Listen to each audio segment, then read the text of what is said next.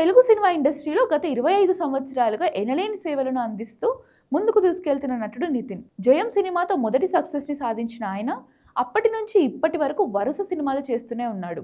మధ్యలో కొన్ని ఫ్లాప్లు వచ్చినా కూడా తను పట్టువదలని విక్రమార్కుడిలా సినిమాలను చేస్తూనే వచ్చాడు. మొత్తానికైతే 13 ఫ్లాప్ల తర్వాత ఇష్క్ సినిమాతో బ్రేక్ వచ్చింది.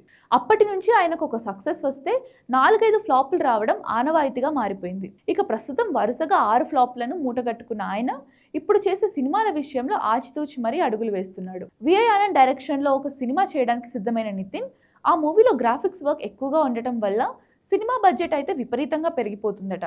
దానివల్ల ప్రొడ్యూసర్స్ సేఫ్ జోన్లో ఉండాలంటే నితిన్ మార్కెట్ను మించి బడ్జెట్ను పెట్టే అవకాశం లేదని తేల్చి చెప్పినట్టుగా తెలుస్తోంది. ఇక ఇలాంటి క్రమంలోనే ఆ కథని వదులుకోవడం నితిన్కి ఇష్టం లేకపోయినా అంత తక్కువ బడ్జెట్లో సినిమా చేయడం విఐ ఆనంద్కి నచ్చలేదట. దానివల్ల ఈ సినిమా అయితే తాత్కాలికంగా ఆగిపోయింది.